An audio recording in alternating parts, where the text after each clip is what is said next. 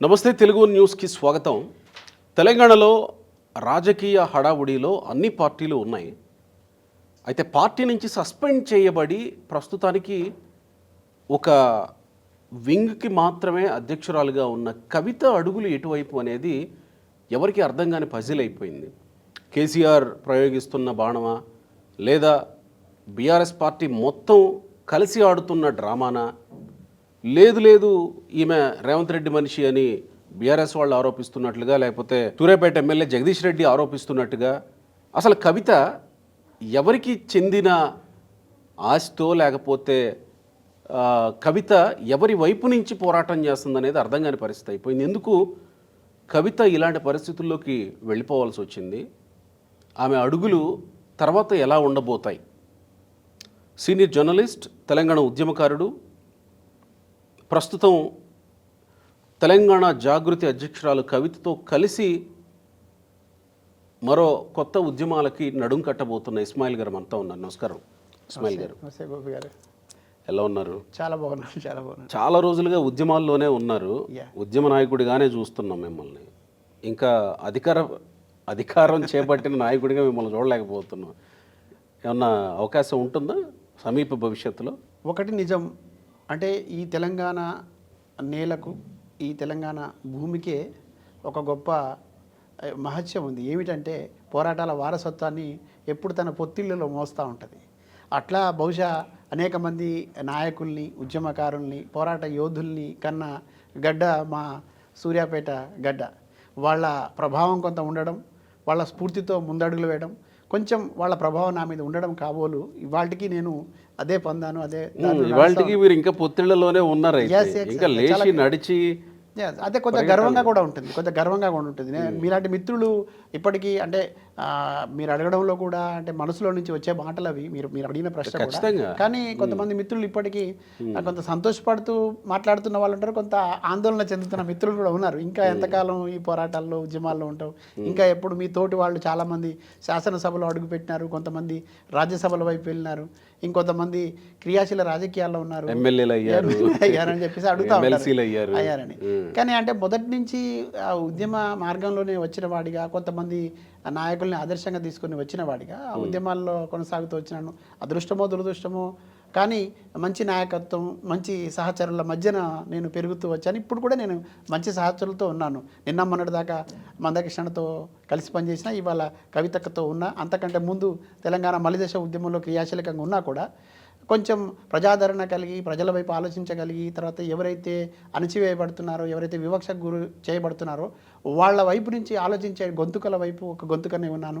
వాళ్ళ వేలు పెట్టి నడుస్తూ ఉన్నాను. ఇవాళ కూడా ఆ సహచరాలు ఉన్నది కొంత గర్వంగానే ఉంది నాకు. అంటే ఇలానే ఉండిపోవటం మీ జీవిత లక్ష్యం అయితే కాదు కదా, ఎవరు కోరుకోరు అట్లా కదా. సో అలాంటప్పుడు డెఫినెట్గా ఒక మెట్టు ఎక్కాలి అని అనుకున్నప్పుడు రాజకీయంగా ఎవరు బలవంతులు, విన్నింగ్ ఎబిలిటీ ఎటువైపు ఉంటుంది, ఎటువైపు వెళితే మనకి కొంత అధికారం వైపు వెళ్ళే అవకాశం ఉంటుంది, ఇవన్నీ ఆలోచించుకుని అడుగులు వేస్తారు కదా. కానీ ఇస్మాయిల్ గారు, మీరు, అంటే ఇది పర్సనల్ క్వశ్చనే, మీరు ఎందుకు ఏ క్లారిటీ లేని, ప్రస్తుతానికి ఏ గురి లేని, ఏ లక్ష్యం లేని జాగృతి వైపు వెళ్ళాల్సి వచ్చింది? చాలామంది ఇట్లానే అనుకుంటా ఉన్నారు. నాపై ప్రేమ కొద్దీ మీరు ఇట్లా అడిగి ఉండవచ్చు, కానీ గురి లేకుండా, లక్ష్యం లేకుండా జాగృతి లేదు.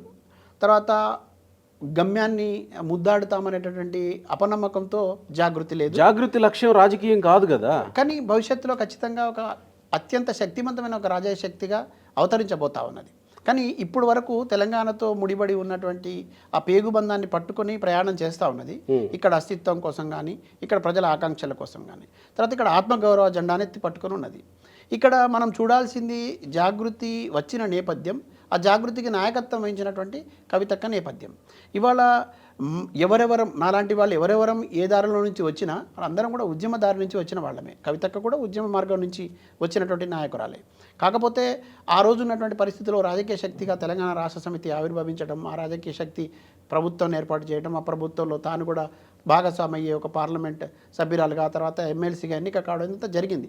కానీ ఇవన్నీ ఆశించో, తర్వాత ఇది అవుతామనే దాంతోనూ కవితక్క కూడా ప్రయాణం ఇక్కడ చేయలేదు. ఇక్కడ ఉద్యమంలో వచ్చి ఆ ఉద్యమంలో పాల్గొనాలనుకున్నది. ఇక్కడ సప్పండ వర్గాల ఆకాంక్ష తెలంగాణ రాష్ట్రం కాబట్టి దాన్ని సాధించాలనేటటువంటి తపనతో ఉద్యమిస్తున్నటువంటి ఒక నాయకుడి కూతురుగా తను వచ్చి తన భాగస్వామ్యాన్ని అందించాలనుకున్నప్పుడు ఒక ప్యారలల్గా జాగృతిని స్థాపించి ఆ జాగృతి ద్వారా కార్యకలాపాలు నిలిపింది. అయితే అక్కడి నుంచి నాయకురాలుగా ఎదుగుతూ వచ్చింది. తప్పకుండా ఆ నాయకత్వము పటిమ, తర్వాత ప్రజలతో అంటిపెట్టుకున్నటువంటి విధానం, తర్వాత ఆమెకున్నటువంటి నాయకత్వ లక్షణాలు ఆమెను ప్రజాప్రతినిధిగా ఎన్నిక కావడానికి ప్రయత్నం చేశారు. ఒక్క మాట, నేను ఇక్కడ ప్రశ్న ఏంటంటే, నాకు కవిత లిక్కర్ కేసులో ఇరుక్కోవడం వల్లే, అంటే చాలా అంశాల్లో ఈ అంశం కూడా ఒకటి, బీఆర్ఎస్ ఓడిపోవడంలో అనే ఒక చర్చ ఉంది. దాంతోపాటు పార్లమెంట్ ఎన్నికలకు వచ్చేసరికి కవిత అరెస్ట్ అయిన తర్వాత జరిగిన పార్లమెంట్ ఎన్నికల్లో ఒక సీటు కూడా లేకుండా జీరోకు పరిమితం కావడానికి ఇదే అంశం కీలకమైనటువంటి అంశం అనేది ఒకటి. దీనివల్ల బీఆర్ఎస్ పార్టీకి మచ్చ వచ్చిన నేపథ్యంలోనే ప్రస్తుతం కేసీఆర్, కేటీఆర్ లేకపోతే హరీష్ రావు వీళ్ళు కీలకంగా కాస్త పార్టీకి దూరం పెడితే మంచిదన్నట్టు కవితను దూరం పెట్టారు. సో కవిత ఒక రకంగా బీఆర్ఎస్కి ఒక మార్క్, బ్లాక్ మార్క్ అయితే వాళ్ళు దూరం పెడితే, మరి జాగృతికి బ్లాక్ మార్క్ అవరా? మరి ఆ బ్లాక్ మార్క్తో మీరు కలిసి ప్రయాణం చేయాలంటే మీకందరికీ బ్లాక్ మార్క్ అవుతుంది కాబట్టి మిమ్మల్ని ఎలా ప్రజలు ఆదరిస్తారని అనుకుంటున్నారు? ఇక్కడ ఒక పచ్చి అబద్ధం బాగా ప్రచారంలో ఉంది. ఇక్కడ ఒక కుట్రపూరితమైనటువంటి వాదన కూడా బాగా ప్రచారంలో ఉన్నది. తర్వాత ఒక విషపూరితమైనటువంటి దుర్మార్గమైనటువంటి ఆలోచన కొంతమంది ప్రయోగించినటువంటి, ఎవరు, కేసీఆర్, కేటీఆర్, హరీష్ రావు? తప్పకుండా అక్కడ ఉన్నటువంటి శక్తులు చేసినటువంటి ప్రచారం. ఇక్కడ మీరు అన్నట్టు శక్తులు అంటే హరీష్ రావే మేబీ కావచ్చు కూడా. కానీ ఇవాళ ఏ శక్తులైతే కుట్రలు చేసినాయో, ఏ శక్తులైతే విష ప్రచారం చేసినాయో, అదే శక్తులు ఇవాళ మళ్ళీ కూడా ఇంకా దాన్ని ప్రచారం చేస్తూ అదే ఆ మరకలు అనేటటువంటి విషయాన్ని వాడుతూ అంటించడానికి ప్రయత్నం చేస్తున్నారు. నిజానికి కవితక్క ఆ రోజు పార్టీలో ఉన్నప్పుడు కానీ, ఈరోజు పార్టీ బయట ఉన్నప్పుడు కానీ ఆమెకి ఇప్పటివరకు ఎవరేదో కొంతమంది మాట్లాడుతున్నట్టు మరకలు కానీ మచ్చలు కానీ ఆమెకు లేవు. ఆమె వల్ల ఆ పార్టీకి వన్నె వచ్చింది, ఆ సంఘానికి వన్నె వచ్చింది, ఆ నాయకులకు వన్నె వచ్చింది.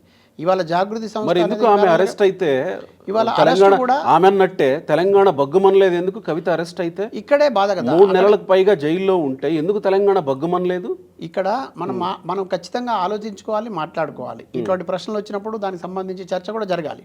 అయితే ఇక్కడే మా అందరికీ కలిగినటువంటి అనుమానాలు, అపోహలు, ఆందోళనలు, తర్వాత ఈ ఆందోళనలతో పాటు అసలు వాస్తవాలు మరుగున పడిపోతున్నాయనేటటువంటి విషయాన్ని ప్రస్తావించేటువంటి ప్రక్రియలోనే ఇదంతా జరిగింది. అయితే ఇప్పుడు నేనేమంటున్నా అంటే, మీరన్నట్టు జైలుకు వెళ్లే ముందు కానీ, జైలుకు వెళ్ళిన తర్వాత కానీ కవితక్కలో ఆమె శక్తి తగ్గలేదు, ఆలోచనలు తగ్గలేదు, ఆమెలో ఉన్నటువంటి కసి తగ్గలేదు. ప్రజలు నమ్మలేదు అంటున్నా, ప్రజలు నమ్మలేదు అంటున్నా. నేను అక్కడికే వస్తున్నా.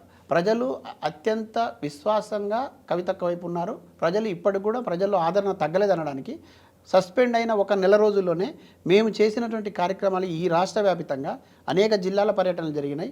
ఇవాళ 42% రిజర్వేషన్ల అంశం కానివ్వండి, ఖచ్చితంగా తెలంగాణ జాగృతి ఏర్పడిన తర్వాత మొదలుపెట్టినటువంటి బతుకమ్మ సంబరాలు అయితేనేమి, ఇక్కడి నుంచి లండన్ దాకా జరిగినటువంటి పరిణామాలు, ఇక్కడ విద్యార్థులు ఎదుర్కొంటున్నటువంటి సమస్యలు, 1 నెల రోజుల్లో ఈ రాష్ట్రంలో ఏ రాజకీయ ప్రధాన ప్రతిపక్షంగా చెప్పుకుంటున్న పార్టీలు చేయలేని ఆందోళనలు, నిరసనలు తెలంగాణ జాగృతి చేసింది. ప్రజలు కూడా జాగృతిని నమ్మి, కవితక్కను నమ్మి ఈ ఆందోళనలు చేయడానికి కూడా ముందుకు వచ్చినారు. అయితే ఇక్కడ మీరు అన్నట్టు ప్రజల్లో ఎందుకు ఆ 3 నెలలు ఉంటే ఆందోళనలు పెళ్ళుపకలేదు, నిరసనలు పెళ్ళుపకలేదు అని అంటే అసలు ఆ ప్రక్రియనే కుట్రపూరితం అంటున్నా. ఇప్పటికి కూడా నిరాధారమైనటువంటి ఆరోపణలతో ఇప్పటికి కూడా బాధితురాలుగానే ఉంది. డిసెంబర్లో జరిగిన ఎన్నికలప్పుడు బీఆర్ఎస్ పార్టీ అధికారంలో ఉంది. సరే ఆగండి, బీఆర్ఎస్ పార్టీ అధికారంలో ఉంది. సరే, అది కుట్రలో భాగంగా కవిత మీద ఎలాంటి ఆరోపణలు వస్తుంటే సైలెంట్ అయ్యారా అని అనుకుందాం. మొన్న మార్చిలోనో ఫిబ్రవరిలోనో అరెస్ట్ అయినప్పుడు బీఆర్ఎస్ అధికారంలో లేదు, కాంగ్రెస్ పార్టీ అధికారంలో ఉంది. మరి బీఆర్ఎస్ కార్యకర్తలు లేకపోతే కవితక్క అభిమానులు మీరు అన్నట్టు పెళ్ళుబకాలి కదా, ఆగ్రహం మనాలి కదా, అనలేదే. ఎక్కడైతే కుట్రల కేంద్రం ఉందో ఆ కేంద్రం నుంచే ఇవి జరిగిన తర్వాత వాళ్ళ కనుసనలో పనిచేసే నాయకత్వం ఎట్లా రెస్పాండ్ అవుతుంది? ఒకటి. రెండోది, ఈ ఎన్నికలకును ఈమె కేసుకు సంబంధించి వచ్చినప్పుడు ఆ ప్రభావం చూపించింది అనేటటువంటి ప్రచారం ఇప్పటికీ జరుగుతుంది. మనం మాట్లాడుకోవాలి. ఇక్కడ ఉన్నటువంటి కార్యకర్తలు, నియోజకవర్గాలు ఉన్న నాయకులు మెజారిటీగా మాకు బలవంతంగా కొంతమంది నాయకులను అంటగట్టారు. మహాప్రభు, ఈ నాయకులు మాకొద్దు, ఈ నాయకుల తీరు వల్ల మేము విసిగి వేసారిపోయినాం, ఒకవేళ మళ్ళీ వాళ్ళకి అవకాశం ఇస్తే వీళ్ళని ఓడించి పంపుతామని పదే హెచ్చరికలు చేసినారు. వీళ్ళు పెట్టుకున్న కొన్ని సర్వే సంస్థలు తీసుకొచ్చిన రిపోర్ట్లను అక్కడ కూర్చున్న వాళ్ళు తారుమారు చేసుకున్నారు. నిన్న మొన్న కేటీఆర్ మాట్లాడుతున్నారు, జూబ్లీహిల్స్ ఉప ఎన్నిక సందర్భంగా కూడా మాట్లాడుతూ ఉన్నాడు. ఏమంటున్నాడు, కార్యకర్తలు కొంతమంది ఏమనుకున్నారంటే కేసీఆర్ ఎట్లాగ ముఖ్యమంత్రి అవుతాడు, ఎమ్మెల్యే ఓడిపోతే ఏమిటి, కేసీఆర్ ప్రభుత్వం వస్తుంది, ఎంపీ ఓడిపోతే ఎమ్మెల్యే ఓడిపోవాలి, కేసీఆర్ గెలవాలి అనుకున్నారు. అసలు ఆ మాట కార్యకర్తలు అక్కడి నుంచి వస్తున్నప్పుడు పట్టించుకోకుండా ఉన్నది ఎవరు? పట్టించుకోమని చెప్పింది కవితక్క, పట్టించుకోకున్నది మీరు. ఇవాళ జరిగిన నష్టం ఎవరు జరిగింది? మీకే జరిగింది. ఎట్లా జరిగింది? అభ్యర్థులను మీరు ప్రజలకు ఇష్టం లేని అభ్యర్థులను పెట్టి ఆమె కేసు వల్ల అని మాట్లాడతారు. అసలు కేసు మోసిందే మీకోసం, కేసు ఆమె బాధితురాలుగా నిలబడిందే మీకోసం. బాధితురాలు ఇవాళ కూడా అసలు లిక్కర్ స్కామే లేదండి. దాంట్లో స్కామ్ అనే దానికి అర్థం లేకపోతే సుప్రీంకోర్టు ఇవాళ మనకి ఇచ్చినటువంటి దాంట్లో కూడా అది స్కామ్ అనబడదు, అది ఆరోపణ మాత్రమే. ఆ ఆరోపణలో కూడా ఆధారాలు లేని నిరాధారమైనటువంటి ఆరోపణలు మాత్రమే. నిరాధారమైనటువంటి ఆరోపణలతో రాజకీయ ప్రయోజనం పొందాలని కొన్ని శక్తులు ప్రయత్నం చేస్తే ఆ కొన్ని శక్తుల గుప్పిట్లోకి ఇంటి వాళ్ళే వెళ్ళి జొరబడి ఈమెను రాజకీయంగా సమాధి చేయాలనే కుయుక్తులు పని కదా ఇదంతా చేసినాడు. ఇంకా రెండు రాష్ట్రాల్లో ముఖ్యమంత్రుల్ని మార్చింది, 100% ముఖ్యమంత్రులను అరవింద్ కేజ్రీవాల్ని మార్చింది, ఇక్కడ కేసీఆర్ని మార్చింది. ఆ స్థాయిలో మార్చిన అరవింద్ కేజ్రీవాల్ కు కేసీఆర్ పొంతలు లేదు. కేసీఆర్ మార్చింది స్కామ్ కాదండి, అబద్ధపు మాటలు వినడం వల్ల కేసీఆర్ ఓడిపోయారు. అబద్ధాల మాటలు వినడం వల్ల కేసీఆర్ ఓడిపోయారు. 100% అబద్ధాలను ప్రచారం చేసి అబద్ధాల మాటలు వినడం వల్ల కేసీఆర్ ఓడిపోయారు.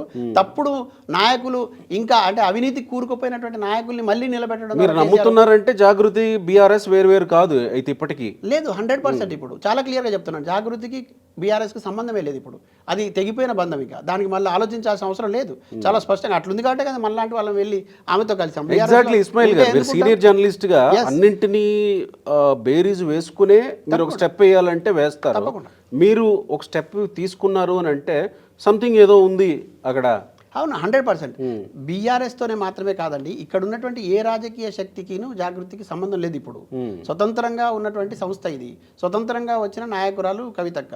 కవితక్కకు ఈ తెలంగాణ ఉద్యమానికి మొదటి నుంచి కలిసి ఉన్నటువంటి కొంత బంధం ఉంది కాబట్టి ఆమెను దగ్గర నుంచి చూసిన వాళ్ళంగా, ఆమెను అనుసరించిన వాళ్ళంగా, ఆమె ఉద్యమ పందాన్ని ఎరిగిన వాళ్ళంగా, ఆమెకున్నటువంటి పోరాట పటిమను గుర్తించిన వాళ్ళంగా, ఆమె ఎదుర్కొన్నటువంటి ఇబ్బందుల్ని చూసిన వాళ్ళంగా, ఇవాళ కుటుంబం కూడా ఆమెను ఒక పక్క కుట్రపూరితంగా బయటికి పంపేటటువంటి కుట్రలు చూసిన వాళ్ళంగా, ఇక్కడ 10 ఏళ్ల పాటు అధికారం నుండి కూడా ఆకాంక్షలు నెరవేర్చబడలేదు అమరవీరులై, ఆకాంక్షలు నెరవేరబడలేదు ఉద్యమకారులై, అసలు కనీసం తెలంగాణ ప్రజల సమస్యలు పరిష్కరించడం కోసం కూడా వాళ్ళు ప్రయత్నం చేయలేదనేటువంటి భావనలో ఉన్న వాళ్ళం తప్పకుండా ఒక ఆశాకిరణంలాగా అదే ఉద్యమ శక్తి సందర్భం లోపల వచ్చినటువంటి ఒక వ్యక్తిగా కవితక్క ఉంటే వాళ్ళని వెంట వెళ్ళడానికి ప్రయత్నం చేస్తూ ఉన్నాం. తప్పకుండా ఆమె నాయకత్వాన్ని బలపరచడానికి మేము ప్రయత్నం చేస్తాం. మీరు ఉద్యమకారుడిగానో సీనియర్ జర్నలిస్ట్గానో ఉద్యమాలను చూసిన వ్యక్తులుగానో రాసిన వ్యక్తులుగానో నడిపించిన వ్యక్తులుగానో ఇప్పటికీ ఉద్యమంలో కొనసాగుతున్నారని మనం ముందు మాట్లాడుతున్నాం.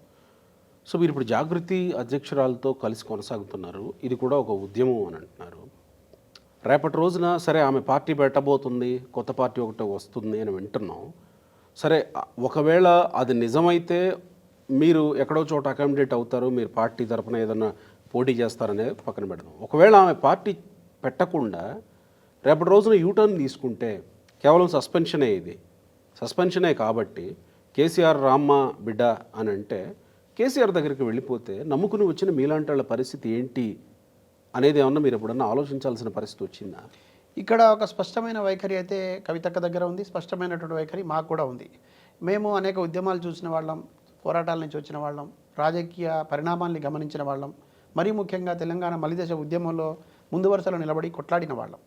ఇక్కడ 10 ఏళ్ల అధికారంలో ఉన్న బీఆర్ఎస్ నాయకత్వాన్ని మొత్తాన్ని కూడా వడపోసి చూసిన వాళ్ళం. వాళ్ళ మనస్తత్వాల దగ్గర నుంచి ఆ నాయకత్వాన్ని మొత్తం కూడా దగ్గర నుంచి చూసిన వాళ్ళం. ఈ జరిగిన ఘటనను చూసుకొని ఇప్పుడు ఇవాళ కవితక్క ఉన్నటువంటి ఒక మూలమలుపు దగ్గర నిలబడి ఉన్నది. ఇక్కడి నుంచి మనం ఈ కోణం నుంచి చూస్తే ఆమె ఎట్టి పరిస్థితుల్లో కూడా ఈ ఊహాగానాలో, ఆరోపణలో, లేకపోతే వేరే వాళ్ళ ద్వారా వచ్చినటువంటి ప్రచారాలు అనుకుందాము, రాజకీయ శక్తిగా ఎదగడమే తన ముందున్నటువంటి కర్తవ్యం. అత్యంత సమీప కాలంలో బలమైనటువంటి రాజకీయ శక్తిగా ఎదుగుతుంది, అందులో ఏం అనుమానం లేదు. అంటే పార్టీగానేనా? ఒకటి నేను చెప్తున్నా, రాజకీయ శక్తిగా ముందుకు వెళ్తాం ఒకటి. రెండవది, బీఆర్ఎస్తో ఎట్టి పరిస్థితుల్లో ఇప్పుడు కాదు కదా, భవిష్యత్తులో కలిసే అవకాశమే లేదు. నేను చాలా విశ్వాసంతో చెప్తున్నా. రాజకీయాల్లో ఏదైనా సాధ్యం కావచ్చు అని మీరు అంటారు కావచ్చు, కానీ ఇటువంటిది కూడా మనం మాట్లాడుకోవాలి. అంటే ఆ ఊహాగానాలకు ఈ రకమైన వాటికి కూడా పోలీస్ స్టాప్ పెట్టాలి. అది మా బాధ్యత కూడా నాయకులుగా.